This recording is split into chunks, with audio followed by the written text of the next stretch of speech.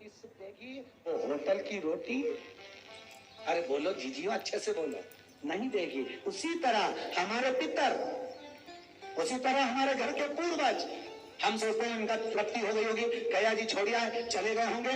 घर का पितर शिव महापुराण कहती है कभी नहीं जाता।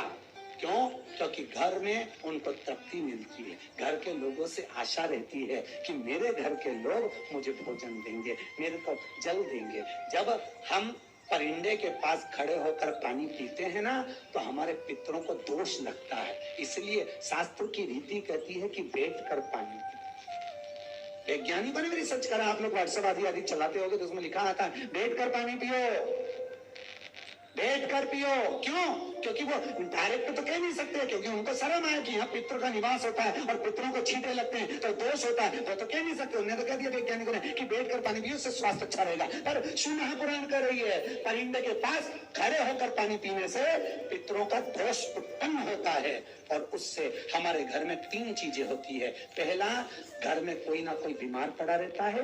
दूसरा, 1 रुपए कमाओ 100 रुपए खर्च होता है। तीसरा, घर में किसी ना किसी बात पर, एक कटोरी पड़ी उस पर, एक बेडशीट गिर गई उस पर, जरा सी बात पे क्लेश उत्पन्न हो जाता है। समझ लेना, ये पितृदोष के 3 लक्षण परिंदे के पास पानी पीने से उत्पन्न हुए हैं। पितृदोष के शास्त्र रीति कर, शास्त्र वर्णन कर रहा। और महाराज, हम सोचे कि हमारा कर्म हम कर रहे हैं वो ठीक कर रहे हैं, परंतु ये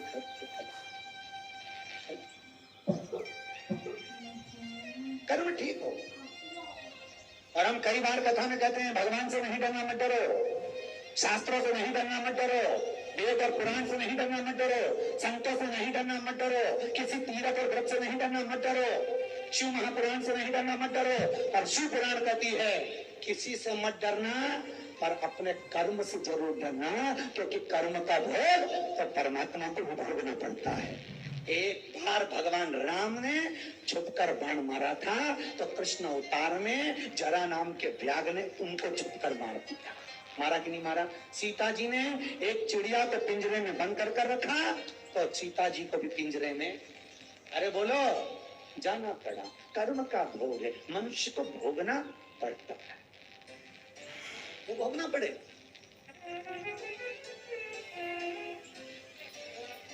कर्म का।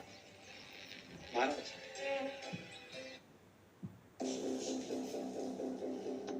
Stay cool.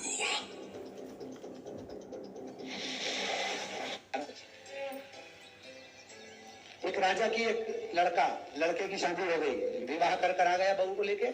6 महीने हुए, आज बहू ने राजा के भवन में राजकुमार की तलवार की म्यान देखी। इतनी सुंदर म्यान थी, देखा कितनी सुंदर म्यान, और तलवार की म्यान को देख रही थी तो उसने कहा तलवार की म्यान इतनी सुंदर है तो तलवार कितनी सुंदर होगी। और बहू ने तलवार को निकाला, जैसे निकाला तलवार की इतनी चमक थी, तलवार हाथ से छूट गई। छूटी तो जो राजकुमार पलंग पे सो रहा था उसी के गले पे पड़ गई। पति मर गया, पति मर गया। राजकुमारी ने सोचा मेरे हाथ पर मेरा पति मर गया, राजा का इकलौता लड़का मर गया, और अगर मालूम पड़ेगा तो मुझे तो फांसी की सजा दे देगा, करूं क्या मैं? उस राजकुमारी ने उस पति के शव को उठाकर तुलसी जी के क्यारे के पीछे पटक दिया बगीचे में। इसके क्यारे के पीछे? तुलसा के क्यारे। और तुलसा जी के क्यारे के पीछे पटका। उसने सोचा सुबह सुबह पंडित जी आते हैं फूल लेने, पंडित जी पे इल्जाम लगा दूं, अपना पीछा छूट जाए। पंडित जी सवेरे सवेरे फूल लेने आए, राजकुमारी चिल्ला चिल्ला के रोने लगी, अरे मैं मर गई, अरे मैं मर गई, मेरे पति को मार डाला, इस पंडित ने मेरे पति को मार डाला। सारा गांव इकट्ठा हो गया, नगर इकट्ठा हो गया, राजा भी आ गया। राजा ने पूछा क्या हुआ? बहू ने कहा आपके बेटे को इस पंडित ने मार दिया। पंडित के मैंने नहीं मारा, मैं तो फूल लेने आया था, मैं तुलसी लेने आया था, ये इल्जाम गलत है। कोई सुनने को तैयार नहीं। राजा ने पंडित जी को जेल में डाल दिया, बेटे का अंतिम संस्कार कर दिया। अब पूरे सबूत उस पंडित के खिलाफ थे, इसलिए निर्णय दिया राजा ने, इस पंडित ने, मेरे को मालूम है इस पंडित को मैं लेकर आया था मंदिर के लिए, पर ये पंडित ऐसा नहीं कर सकता, और सबूत इसके लिए सारे संत इसके खिलाफ हैं। इसलिए एक काम करो, इस पंडित का हाथ काट दो। एक पंडित का एक हाथ काट दिया। पंडित रोता हुआ मंदिर को छोड़कर अपने गांव गया। गांव से अपने गुरु जी के पास गया। गुरुदेव, आप बहुत बड़े ज्ञानी हो, मैंने कभी पाप नहीं करा, झूठ नहीं बोला, असत्य नहीं बोला, छल नहीं करा, कपट नहीं करा। मैं तो भगवान की मंदिर में सेवा करता था, तुलसी लेने गया था और मेरा हाथ कट गया। मेरे पर खून का इल्जाम लगा है। गुरुदेव, आप बताओ मैंने क्या करा? गुरु जी बोले, मैं तो कुछ नहीं बता सकता। एक काम कर, काशी में मणिकर्णिका के घाट पर मेरे गुरु जी रहते हैं, वो बड़े ज्ञानी हैं, वो बता दे। तू उनके पास। वो गुरु जी के पास गया। जैसे गुरु जी के पास गया तो गुरु जी तो थे नहीं, इसने दरवाजा बजाया। जैसे दरवाजा बजाया, बजाते से ही गुरु जी की पत्नी बाहर आई। इसने पूछ लिया, गुरु जी हैं?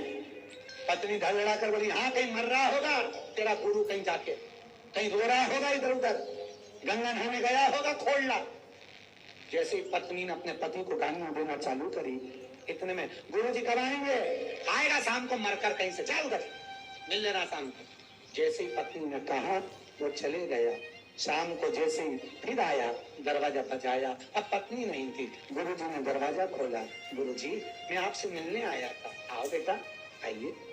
गुरुजी, मैं अपने कर्म का लेख आपसे पूछने आया था कि मैंने कौन सा कर्म करा जो मेरा हाथ कट गया। और गुरुजी, अपने कर्म का लेख तो मैं बाद में पूछूंगा। पहले गुरुजी, आप इतने बड़े विद्वान गुरु हो, आपने कौन सा कर्म करा जो आपको ऐसी मिली है? मैं सुबह आया था, इतनी गाली दे रही थी आपको, इतना अपशब्द कह रही थी आपको, आपने कौन सा कर्म करा गुरुजी? वो बता दो। गुरुजी बोले, मेरी जिंदगी में पहला कोई मिला जिसने मुझसे अपना कर्म पूछा। भाई क्या बताऊं, मेरा कर्म ऐसा है, मैं पूर्व समय में कौवा था और ये गधी थी। इस गधी के वजह ढोर हो गए, बोझा ढोर हो के इसकी पीठ पे घाव हो गया था। मैं कौवा इसकी पीठ पर देखता और इसके घाव को, इसके फोड़े को खरोचता था अपनी चोंच से। ये उचक उचक कर भागती। जब हम मिलती थी मैं तब तब इसका घाव खरोचता था अपनी चोंच से, तब ये भाग। एक दिन ये मुझसे पीछा छुड़ाकर हरिद्वार चली गई। मैं इसको ढूंढता ढूंढता हरिद्वार चले गया, वहां मिली। फिर मैंने इसके घाव को खरोदा तो ये गंगा जी में कूद गई। कूदते से मैं भी इसके साथ गंगा के पानी में मर गया। मैं मरा तो विद्वान पंडित बनकर पैदा हुआ और ये मेरी धर्म पत्नी बनकर पैदा हुई। पहले मैंने इसको चोंच से खरोदा था, अब ये अपनी चोंच से मुझे खरोद, अपनी चोंच। गुरु जी, ये तो आपका कर्म बताया, मेरा कर्म बताओ। मैंने कौन सा पाप करा? तू मेरा हाथ कटा? मैंने कौन सा पाप करा? मैंने तो सत्कर्म करा था, तो मेरा हाथ क्यों कटा है? गुरु जी ने कहा, पूर्व समय में तो बहुत बड़ा सन्यासी, तपस्वी, साधक था, बहुत बड़ा संत था। घर में बैठकर तूने नियम लिया था कि सत्य बोलूंगा। बैठकर तो तब कर रहा था, तो कसाई तेरे पास आकर पूछा, तूने कहीं गाय को देखा है? तूने इशारा कर दिया, गाय उधर गई है। तो तूने नहीं, बस वो गाय को कसाई ने पकड़ा, काट दिया। जो गाय कटी वो बहू बनी और जो गाय काटने वाला कसाई था वो राजा का बेटा बना। और तूने हाथ का इशारा करा था, इसलिए तेरा कर्म का भोग तो मनुष्य को भोगना। अगर पत्नी गाली दे तो समझ लेना कर्म का भोग है। पति अपशब्द कह रहा है, कर्म का भोग है। बेटे ताने दे रहे हैं, कर्म का भोग है। अगर बच्चे गलत कहना है, कर्म का भोग है। कोई गाली भी दे तो कर्म का भोग है। अगर कुछ सत्संग सुनने को मिल रहा है, शिव महापुराण की कथा में गए हो तो ये भी कर्म का भोग है, कर्म का सुख है। अगर भगवान शंकर के मंदिर गए हो तो कर्म का सुख है। भगवान की सेवा कर रहे हो, कर्म का सुख है। पलंग पर बैठकर तड़प रहे हो, कर्म का भोग है। अगर दांत भी दुख रहा है तो कर्म का भोग है। घुटने दुख रहा है, कर्म का भोग है। और पीठ भी दुख रही है तो कर्म का भोग है। हर चीज में कर्म को देखो। अगर कोई ने गाली भी दी तो वो भी कर्म का भोग है। हमने उसको भी दी, उसने हमको दी। भोगना है, मनुष्य को भोगना पड़ेगा और भोगना पड़सी। इसलिए शिव पुराण कर मत बूढ़े कर्म कर बंदे वरना पछताएगा भगवान की आँखों से बच नहीं पाएगा तू बच नहीं पाएगा अरे वो अज्ञानी मत करना दानी क्यों कर्म करे। एक माँ अपने बेटे को अगर 100 रुपए लेकर के दी जा सरफ की थैली लिया जा बिस्कुट लिया बेटा आता है तो हिसाब लेते क्यों लेते। अरे बोलो तो कितने की सरफ की थैली आई कितने का बिस्कुट आया माँ 15 रुपए की सरफ की थैली 5 रुपए का बिस्कुट कितने हो गए 20 ला बाकी के पैसे मुझे दे माँ ने पैसे वापिस लिया। जब एक माँ अपने बेटे से 100 रुपए का हिसाब ले सकती है तो वो परमात्मा भी 100 साल का हिसाब तो लेगा कि बचपन कहाँ गवाया जवानी कहाँ निकाल दी अब मेरे